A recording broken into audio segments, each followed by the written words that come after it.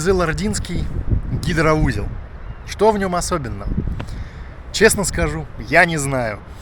Просто у меня есть привычка, где-то всплывает информация про какое-то интересное место, которое хочется посетить, где бы оно ни находилось, то при первой же возможности я открываю карты, например, Google Maps, и нахожу эту точку и помечаю ее в список «хочу посетить». И многие точки поставлены уже очень давно. И зачастую бывает, вот ты так едешь мимо, а на картах всплывает точка, что вот рядом здесь какая-то точка отмечена «хочу посетить». Ты в нее тыкаешь, Кызылординский гидроузел. Почему я хотел посетить это место? Где вообще я на него наткнулся и где прочитал эту информацию, после которой я его к себе добавил в места, которые хочу посетить? Я понятия не имею. Естественно, вспомнить я не могу. Но он у меня отмечен, и отмечен уже очень давно. Ну и поскольку я был в Кызылорде, я здесь проезжал мимо, то надо обязательно это место посетить. Поэтому, раз уж я сюда приехал, надо будет побывать у того его края, у другого его края, пройтись по нему, потому что автомобильное движение по нему закрыто, как я вычитал. Я, естественно, нагуглил все, что мог про него. Построен он в 1945 году. Строили его огромное количество народу. Количество строителей было в один момент написано 25 тысяч человек. Из этих 25 тысяч человек этот гидроузел строили 1200 пленных японцев. Обалдеть. Закончили его, не буду врать в каком году, но, по-моему, лет через 10. И все, что он делает, это воды Сырдарьи здесь отделяет в два канала. Один канал пошел туда и продлевается, по-моему, на 60 километров, а второй канал пошел в эту сторону, и он, по-моему, идет аж 140 километров. Или наоборот. Может быть, я путаю. А еще я прочитал, что вот с того момента постройки и до 2015 года он стоял без ремонта, и движение по нему закрыли именно в 2015 году. То ли что-то произошло, то ли просто потому, что он уже стал непригоден, так сказать, к передвижению по нему автомобилей.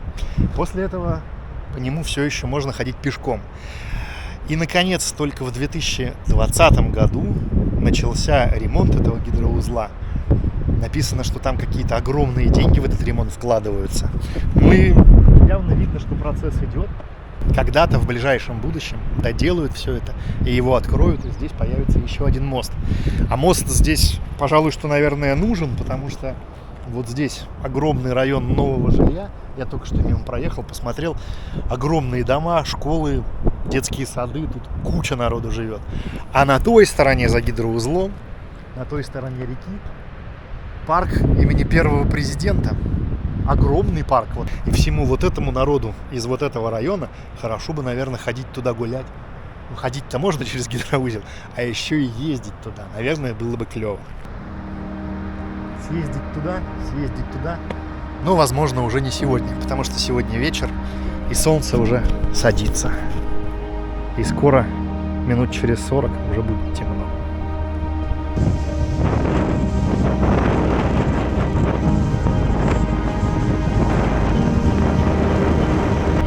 На второй день с утра, к сожалению, поднялся очень сильный ветер.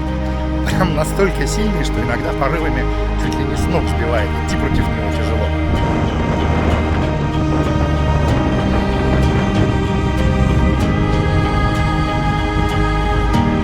Но я все-таки съездил в парк первого президента, где мы с вами находимся, и дошел до угла, чтобы посмотреть, так сказать, со стороны, с другой, на Кызылординский гидроузел.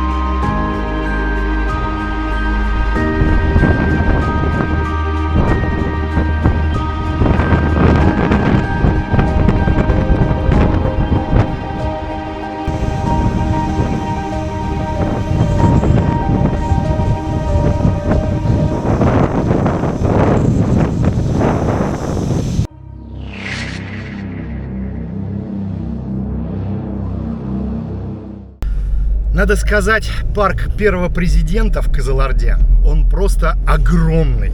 Вот я еду все вдоль ограды этого парка, и я так по карте прикинул, расстояние от начала и до конца составляет чуть больше 3 километров.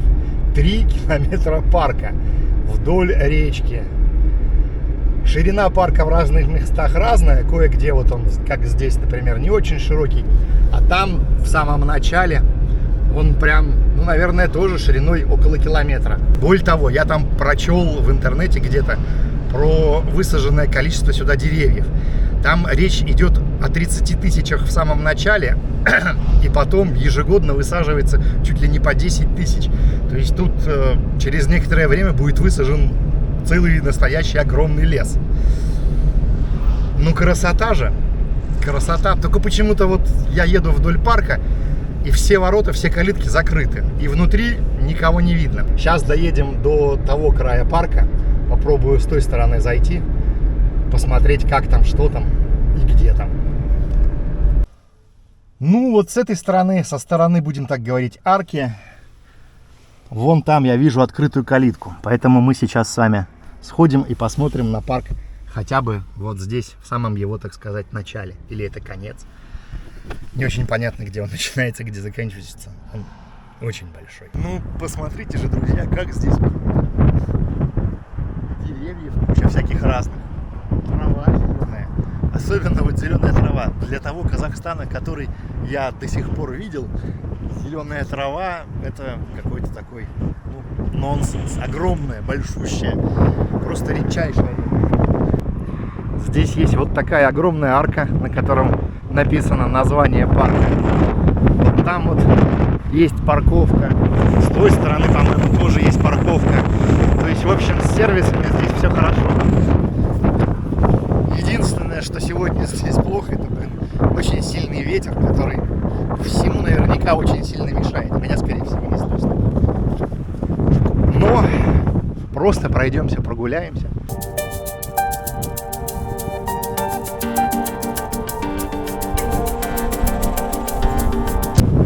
Сейчас как раз ранняя весна, ранняя середина апреля. И здесь я вот смотрю, куча всякого народу приводит все в порядок. Вот здесь, например, клумба сделана такими концентрическими кругами. Туда, видимо, будет чего-то посажено, или может уже что-то посажено. Все это прорастет, будет красиво. И арка такая белая, огромная и прям, честно говоря, очень впечатляющая. После арки выходим на главную аллею. Здесь, я так понимаю, во всех вот этих вот лотках бетонных, или как они правильно называются, будет плескаться вода в сезон, то есть летом, видимо. Пока все еще это только приводится, скажем так, в божий вид.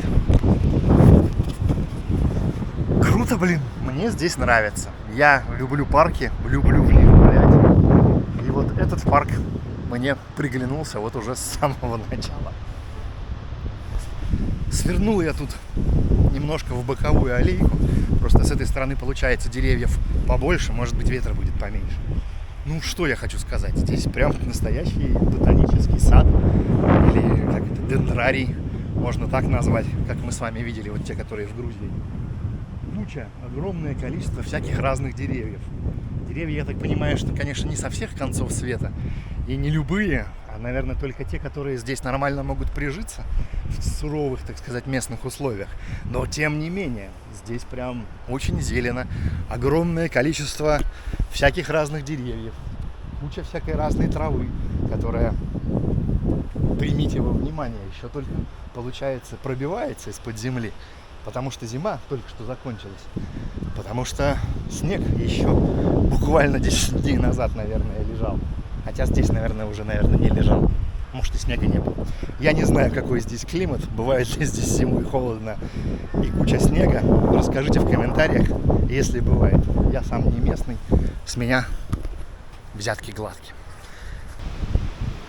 Вот, пришли мы с вами вон оттуда. А здесь дорожки расходятся. Одна пошла куда-то вот туда, там какая-то круглая площадка. Другая дорожка пошла куда-то вот туда. третья вон куда-то вон там. Я думаю, что пойдем посмотрим, что это за круглая за площадь такая. Здесь вот периодически встречается вот такая вот оросительная система.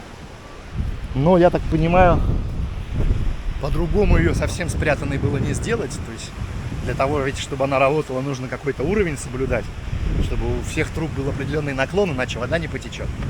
Наверное, такое вот объяснение торчащей посреди дорожки трубы. Ну, что есть, то есть.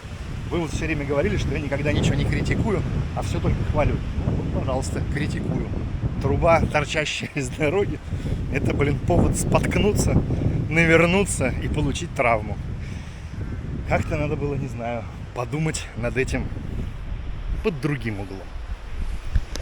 Вот, вышли мы на эту новую кольцевую площадь, расположенную, скажем так, наверное, в метрах 300-500 от центрального входа. Здесь опять-таки большущая клумба.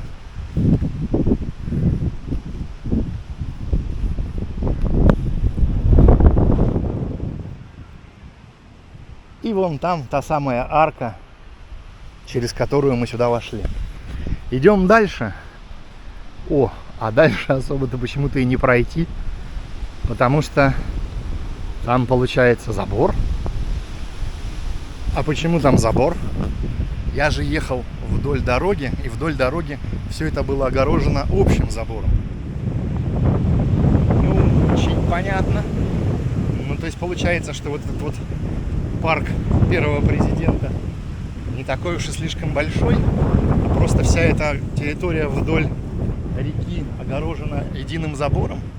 А зачем тогда, если вон там дальше совершенно какая-то вроде бы дикая территория? Не очень понятно. Сейчас попробую туда к дороге выйти и с той стороны посмотреть. Ну пока да. Вот мы упираемся в забор. И за забором, ну просто, что называется, заросли какие-то. Не очень ухоженные. Здесь в парке есть вот такие вот скамейки с таким вот своеобразным навесом. Навес, конечно, хотя и от дождя, наверное, от прямого защитит. Но самое главное, что скамейка эта хорошо защищает от солнца и от ветра. Хотя сейчас ветер вот оттуда примерно, с угла скамейки, так что, наверное, не слишком защищает. В общем, как я понял, как я там посмотрел, вся территория между рекой и дорогой в аэропорт отгорожена забором общим. Этот общий забор идет вот отсюда, от перекрестка. Я не знаю, как, к сожалению, как этот перекресток называется. Ну, короче, от одного моста через речку до гидроузла. Эта вся территория отгорожена. Я не знаю, то ли на всей этой территории это какой-то задел на будущее, и парк будет туда дальше расширяться. Вполне возможно, почему бы нет. Но вся эта территория еще периодически разделяется несколькими заборами. То есть вот этот парк отделен там забором, потом дальше какая-то территория, что-то там. Потом дальше я туда ехал, видел территорию большущую с детскими площадками. После них опять забор, там какие-то стоянки. Потом дальше территория мемориала, посвященного государственным символам, уже перед самим этим самым гидроузлом. В общем, как-то так. Какая-то вот такая сегодня у нас с вами получилась беглая экскурсия по Кызыл-Орде. К сожалению, почему-то я слишком мало всего снимал. Честно говоря, было как-то, наверное, лень. В общем, в любом случае, спасибо, если вы досмотрели до конца. Спасибо вам за ваш лайк. Спасибо за комментарий. Обязательно подпишитесь на канал, если не подписаны. Включите уведомления, чтобы получать уведомления о новых видосах. Расскажите всем про мой канал и про меня, чтобы все могли подписаться и все могли смотреть мои замечательные видосы. На сегодня все. Пока. Приходите еще.